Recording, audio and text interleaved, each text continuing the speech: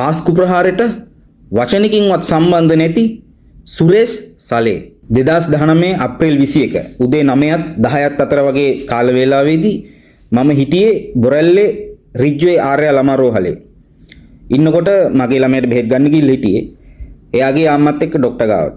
ගිහිල්ලා විනාඩි 5ක් විතර යනකොට එකපාරටම ට්‍රොලි එක දාගෙන ළමයෙක්ව අරගෙන ආවා රෝස් කරපු කුකුලෙක් වගේ. මමත් ඉතින් එකපාරට ගැස්සුණා. මම පොඩ්ඩක් කිට්ටුණා කොහේ හරි ලොකු ගින්නක් අරගෙන ඒ ළමයව ගන්න දෙයක් නැහැ ඇත්තමයි. ඒ තප්පර 10ක් යන්න හම්බුන්නේ ඇටෙන්ඩන්ට් කෙනෙක් කෑ ගහනවා වුණා බෝම්බ ගහනවා කියලා. මමත් ගැස්සිලා ගියා. මොකද මං ඉන්නේ ඒ වෙලාවේ පොදු ස්ථානයකනේ. මගේ ළමයා වයිෆ් ඔක්කොම. මම කරේ ටක් ගාලා බෙහෙත් ගත්තෙත් නෑ. ඒගොල්ලෝ එළියට ගත්ත අරගෙන මම මාරුණා එතනින්. ඇත්තම කතාව. පොදු ස්ථානයක ඉන්නේ. අපේ රටේ යුද්ධයක් තිබ්බනේ. ඒ වගේ අත්දැකීම් අපි දැකලා තියෙනවනේ. ඉතින් මට කියන්න ඕන උනේ මම පුද්ගලිකව පාස්කු ප්‍රහාර සම්බන්ධව අත්දැකපු දෙයක්.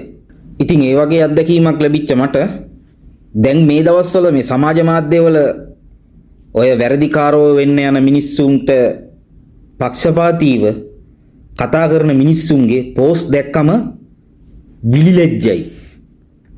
පුදුම කේන්තියක් ඉන්නේ. කලකිරීමක් ඉන්නේ මිනිස්සු ගැන. මිනිස්සුන්ට ඒ තරම් තිරිසන්නු වෙන්න පුළුවන්ද කියලා හිතෙනවා අවංකවම. මම දැක්කා මේ අර සලේ කියන දැන් ඔය සැකකාරයෙක් විදියට එයා වරන් තියෙනවනේ. ඒක හැමෝම පිළිගන්න දෙපයි. සැකකාරයෙක් වෙලා තියෙනවා. නැත්තේ නෑනේ. එයා වැරද්දක් කරා හෝ නැත අපි දන්නේ නෑ. කොහොම හරි ආව සැකකාරයෙක් වෙලා තියෙනවනේ දැන්. දැන් මේ මිනිහට බෝධි පූජාත් තියන්න යනවා බං. දේවාල ගානෙත් යනවලු. සත්‍යග්‍රහ කරන්නත් යනවලු. යකෝ මේකේ දෙකෙන් එකෙක් විසිඳනකන් ඔය වගේ මෝඩ ආතල් ගන්න එපා මිනිස්සු. මෝඩ ආතල් ගන්න එපා. ඌට පක්ෂපාතී දේශපාලන පක්ෂවලට කඩේ යන්න එපා. ඒකයි කියන්න ඕන. දැන් ඌ ඇවිල්ලා ඕකට සම්බන්ධද නැද්ද කියලා තාම උඹලා දන්නෙත් නෑනේ බං. සම්බන්ධද නැද්ද කියලා උඹලා දන්නෙත් නෑ. හරිද? මේක රණවිරුදට එමක්ලු අර ඒම කතන්දර අදාළ නෑ. ඕක උඹට දැනින්නේ උඹගේ පවුල එකෙක් ඔය බෝම්බෙට මැරුණා නම්. හැබැයි මට මෙහෙම එකකුත් තියෙනවා. ඕම් පෝස්ට් එකක් දානව නේද? උගේ පවුල එකෙක් ඔය බෝම්බෙන් මැරුණත් උන් අද කියනවා සලේ හරි කියලා. ඌ වැරදි කියන්න ඕනේ අපිට. ඒක ඔප්පු කරනකම් පොඩ්ඩක් හිටහන්. වැරදිද නැද්ද කියලා බලලා ඉවරලා කතා කරහල්ලා.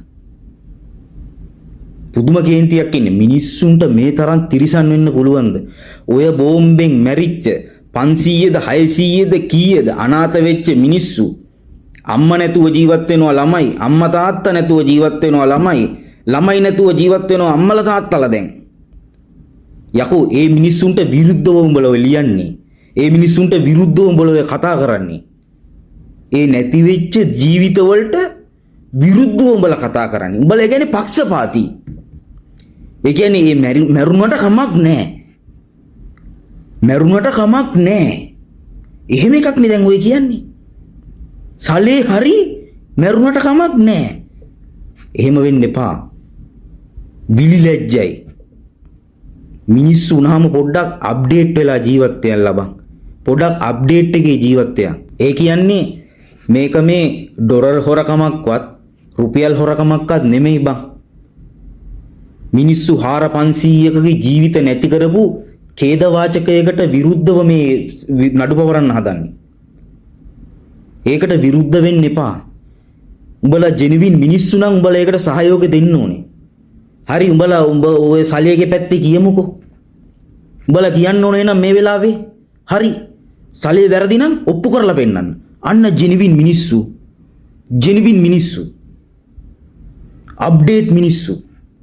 දැන් ලෝකේ යන්නේ එහෙම බං. පරණ හනමිටි මෝඩ ආතල් වල නෙමෙයි ලෝකේ දුවන්නේ. ලෝකේ දුවන්නේ අප්ඩේට් එකේ. අනික ඒක ලොකු චෝදනාවක් නේ. ඒක මේ සල්ලි හොරකමක්වත් දීපල හොරකමක්වත් නෙමෙයි. ඒක කෙලින්ම සමූල ඝාතනයකට විරුද්ධව පවරන්න හදන නඩුවක්. උඹලා මිනිස්සු නම් එහෙම කියන්න ඕනේ. හරි. අපි සලේ එක්ක ඉන්නවා. උඹලා ඔප්පු කරලා පෙන්නපන් පුළුවන් නම්. අන්න එහෙමයි මිනිස්සු කියන්නේ. දන්නවද? සක්කිලි වෙන්න එපා. අනිත් එක තමයි සල්ලි වලට ගූ හරි කන පේජ් කාර්යෝ. යකෝ උඹලා කාලකන්නි දන්නවද? සක්කිලි යකෝ. සමාජ මාධ්‍යයක් කියන්නේ ඒවා උඹලට තේරුම් ගන්නත් බෑ මේ ආත්මික. උඹලට පුළුවන් නම් මේ මැරිච්ච මිනිස්සුන්ට විරුද්ධව ඔහොම පෝස්ට් දාන්න උඹලා ජීවිතේට මේ සමාජ මාධ්‍ය කියන එක ඉගෙන ගන්නෙත් නෑ. මොකක් හරි උඹගේ කර්මයකට ෆලෝවර්ස්ලා ටිකක් වැඩි වෙලා එහෙම රීච් එකක් අරගෙන සල්ලියක් හොයනවා ඇති. හැබැයි ඔය පාස්කුල් ප්‍රහාරයට විරුද්ධව දාන එක පෝස්ට් එකකින් හම්බ කරන සල්ලි වලින් ළමයිටවත් කන්න දෙන්න එපා. දන්නවද? පාරකවත් යන්න එපා බං. මිනිස්සුන්ගේ හෙන වැදිලා උඹලා මැරලෑයි. දන්නවද? අප්‍රසන්නයි. සක්කිලි. උන්ට කියන්න වචන නැහැ.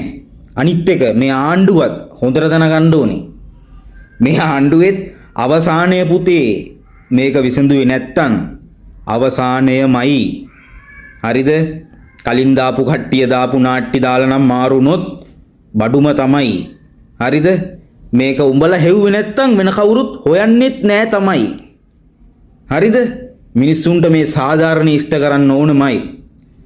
වෙන කියන්න දෙයක් නෑ. ස්තුතියි.